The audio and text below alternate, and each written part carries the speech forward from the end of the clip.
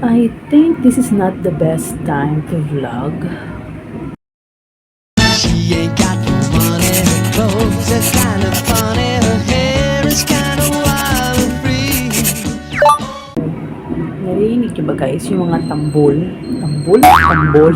Mga nagda-drums?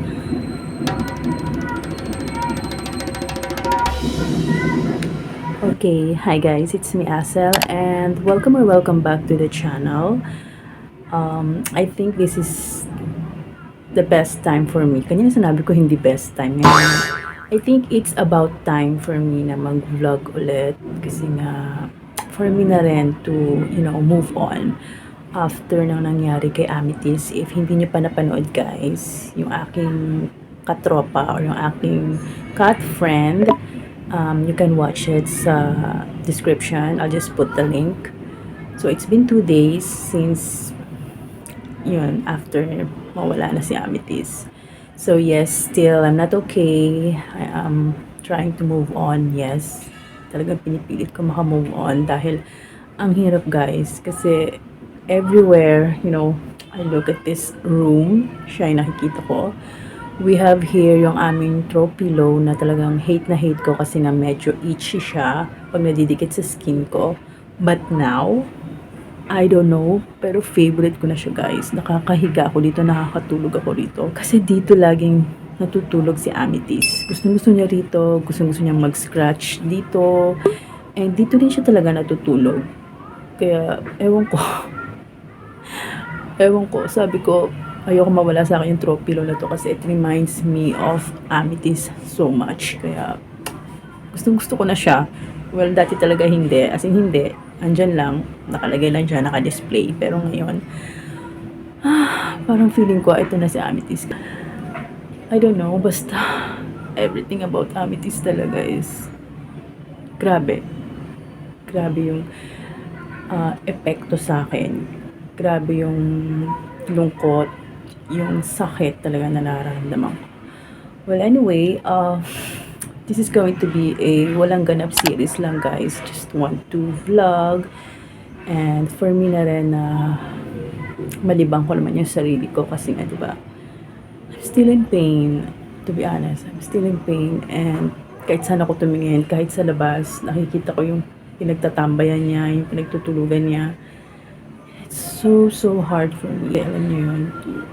Ang hirap. Well anyway, maybe some of you hindi kayo makaka-relate kasi some of you is not a animal lover or hindi kayo mahilig sa cat or maybe hindi nyo pa naranasan na mawalan ng pet. Sa amin kasi hindi naman namin siya pet, but still, for me, she is a friend and never a dull moment talaga with her. Basta, sobrang napamahal talaga siya sa akin. So, kasi siya naiwang food dito guys, which is her favorite, as in sobrang favorite niya, lahat ng flavor. Kahit maya't maya mo siya bigyan, talagang kakainin niya. Sobrang tumis. Nilagay ko sa lagay ng mask kasi para mas sealed. Although meron naman siyang sealed. Ayan. Yung Temptations na mix up. Catnip, chicken, and cheddar flavors. And guys, favorite niya to. Itong Temptation na to. Meron pa itong dalawang flavor. Favorite niya pa rin. So, pinag-alternate ko yung bili nun para hindi siya magsawa. But still, kahit ito lang, basta itong brand na to, super gusto niya. And marami pa siyang laman guys. So, ito, hanggang dito pa siya. And maliliit siya na parang biscuits.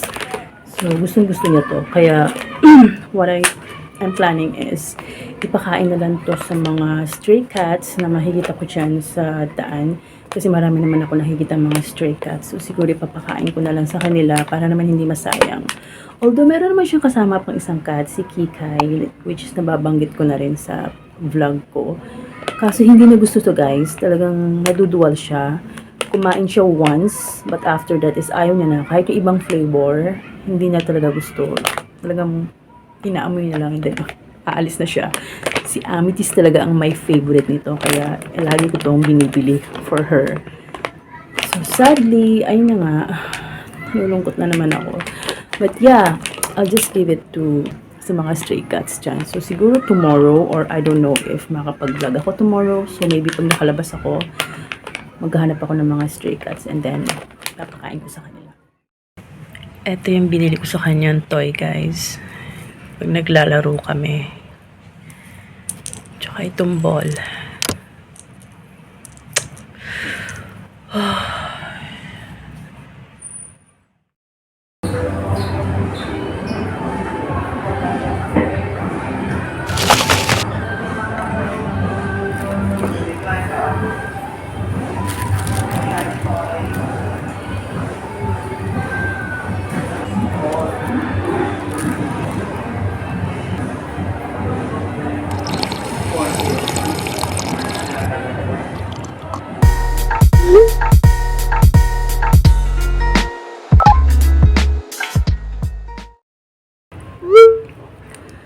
Guys, it's the next day and I cried again last night. Pinipigilan ko talaga umiyak as in maghapon. And then kagabi, hindi ko na kaya. Talaga umiyak na naman ako.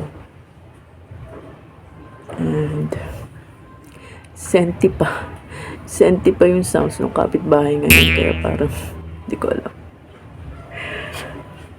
And let me just tell you guys na ayoko na ng malakas na ulan ngayon. Kasi it reminds me again of Amethyst. O, diba? Basa ka na naman. Ay, sus, akit-akit kasi siya pag umuulan, di pa manahimik sa kanila. Di mo, basa-basa yung rupa mo. Ay, sus. Sabi ko pa naman ayoko nang maging senti dito sa... Ayoko na maging senti ngayon sa vlog ko. Kaya lang hindi ko maiwasan. Yeah, as I was saying, ayoko na ng malakas na ulan. Kasi it reminds me of Amethyst. Kasi every time na malakas yung ulan, tumatakbo talaga siya rito, guys. Umaakyat talaga siya rito. Dito siya nagpapatila ng ulan. To think na pwede naman siya sa baba. Hindi naman siya mababasa doon sa kanila. Pero umaakyat talaga siya rito. Nagtatawag siya dyan sa pinto. Basang-basa siya. Kaya sabi ko sana wag umulan ng malakas kasi malulungkot na naman ako. Well, anyway, I'll just update you guys siguro some other time. I'm not in my best talaga today, so I'm so sorry about that. And yeah.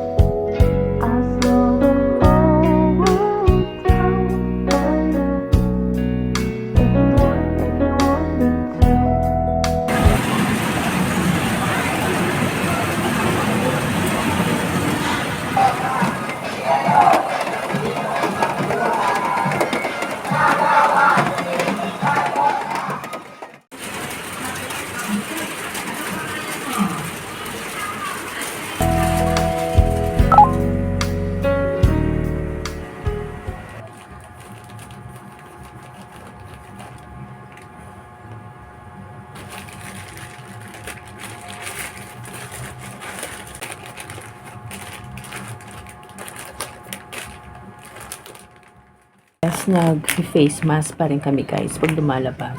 Si Bibing sa work, kailangan pa rin lang mag-face mask. Kaya nag-order pa rin ako. And, lalabas lang ako, guys. Buy some vitamins kasi wala na kaming vitamins. So, yun lang yung gagawin ko.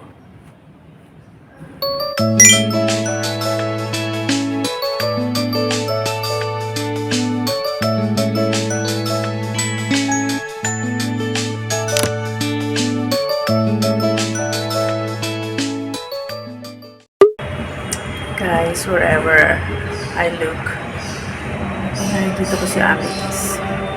Lagi kasi siya nakatambay dito sa labas.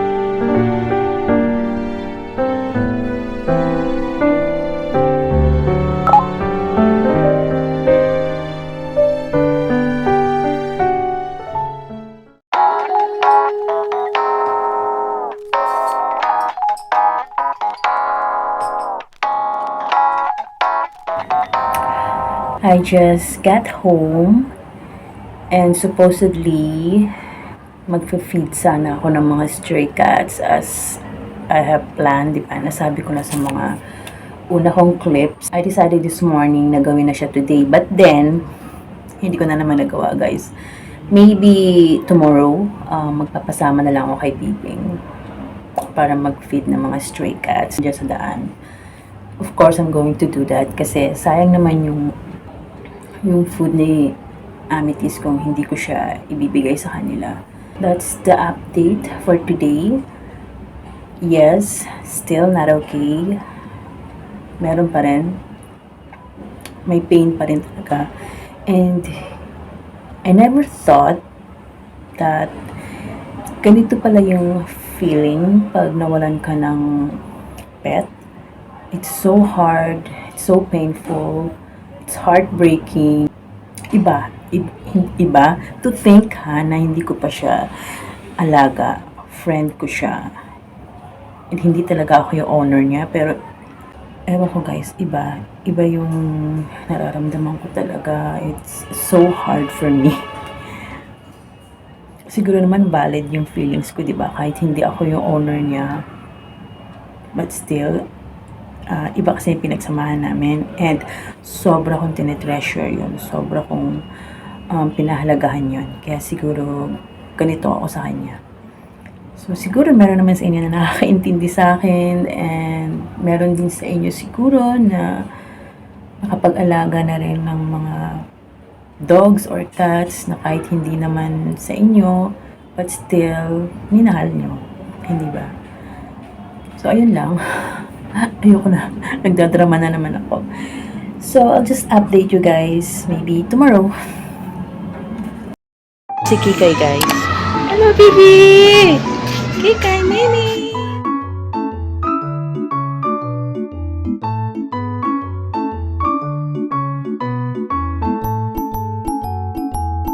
Ko kasi ayaw yung food na yan, kaya isa lang.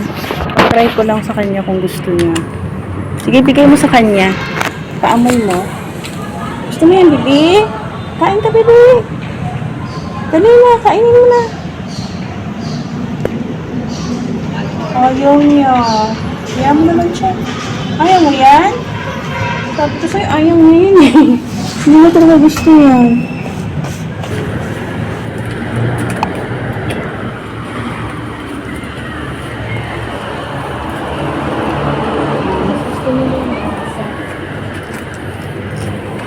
Sige.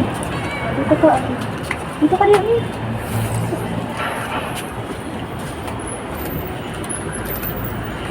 Wala. Ay, wala ka? Dito ka rin. Eh, lagyan mo, nasulo.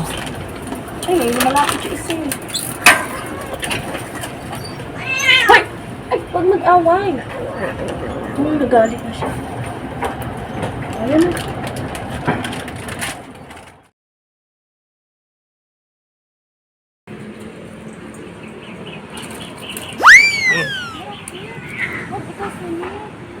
Lagyan mo, isa.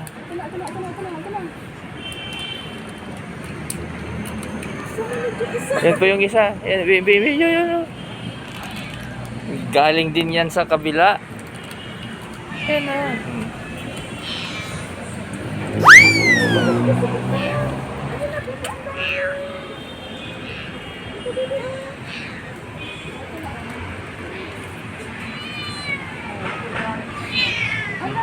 Away na.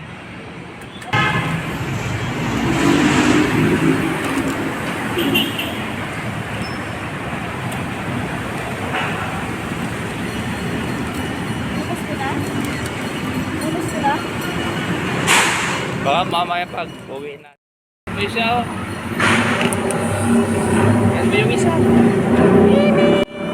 Kain ka!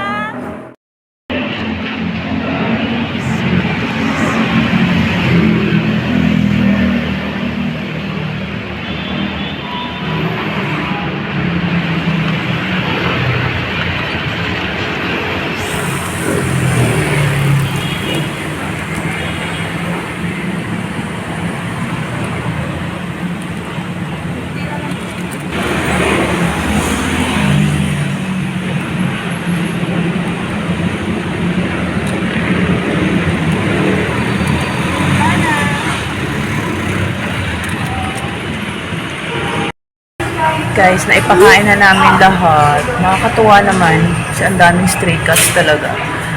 So, ubus na siya. Nag-snack lang kami ni Bibi. Day off niya ngayon. Bibi.